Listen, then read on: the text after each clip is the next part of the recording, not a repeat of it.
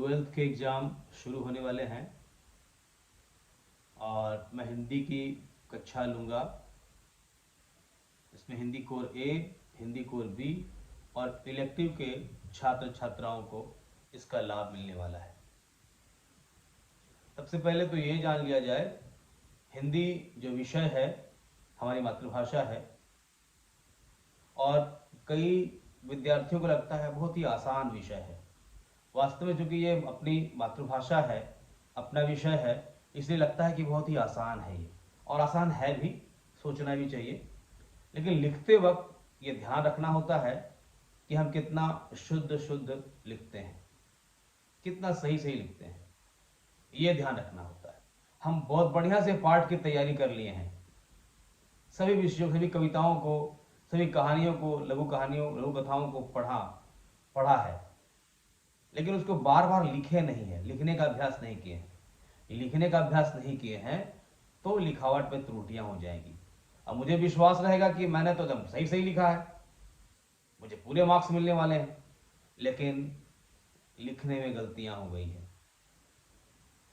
सूरज लिखना है तो सामे दीर्घौ सु होता है, दंत सामे दीर्घौ की मात्रा।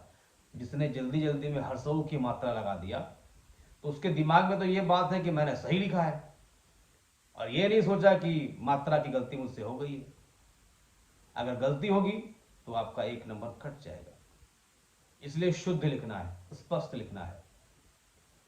पढ़ते वक्त ये ध्यान रखना है कि मेरी जो उच्चारण है वो शुद्ध शुद्ध स्पष्ट हो, क्योंकि हम गलत बोलेंगे तो गलत लिखा भी जाएगा।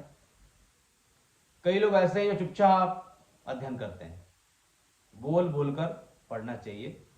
इसका फायदा ये होगा, सबसे पहला फायदा ये होगा कि आपके आसपास में अगल बगल में कोई है तो उसे लगेगा कि आप पढ़ रहे हैं।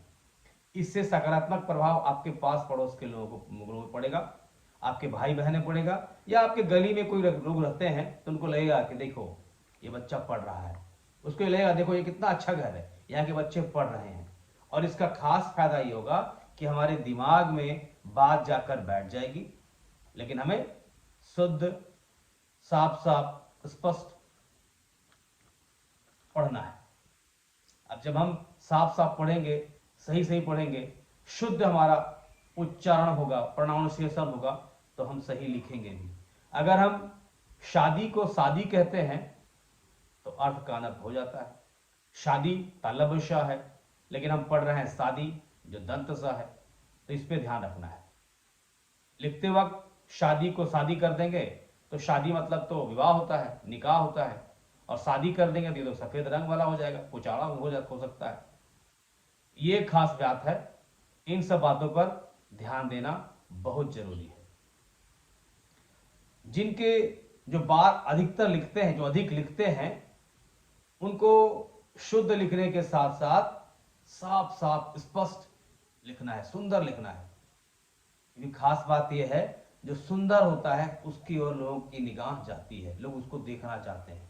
अगर आप पिचिर पिचिर लिखेंगे, गंदा गंदा लिखेंगे, तो जो आपकी कॉपी को जांच करेगा वो आपको एवरेज मार्क्स दे देगा, मतलब बढ़िया नहीं लिखा है इसने, शुद्ध नहीं लिखा है, साफ साफ नहीं लिखा है।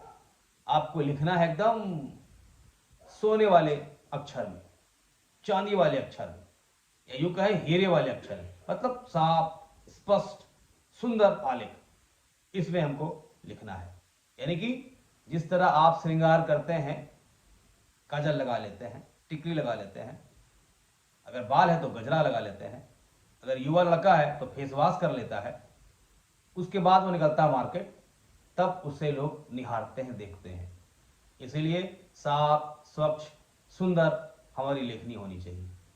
इस तरह हम अगर लिखते हैं तो जो कॉपी जांचने वाले हैं वो आपके कॉपी जांचने में रुचि लेंगे, और रुचि लेंगे तो लाजमी है वो मार्क्स भी देंगे, क्योंकि आपने साफ सुंदर लिखा है, सही सही लिखा है।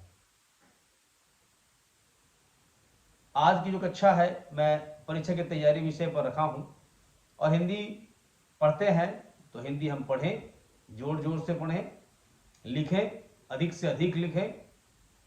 फिर दूसरे वीडियो में मैं आलेख पर जाऊंगा, अन्य दूसरे दूसरे विषय पर बात करूंगा। ध्यान रहे, वैसे विषय पर मैं ज्यादा जोर दूंगा जो आपको कम समय में अधिक मार्क्स दिला सके। अगली कक्षा संचार पर लूंगा, पत्रकारिता पर लूंगा। Hindi core A, Hindi core B और इलेक्टिव के विद्यार्थियों को इससे लाभ होगा।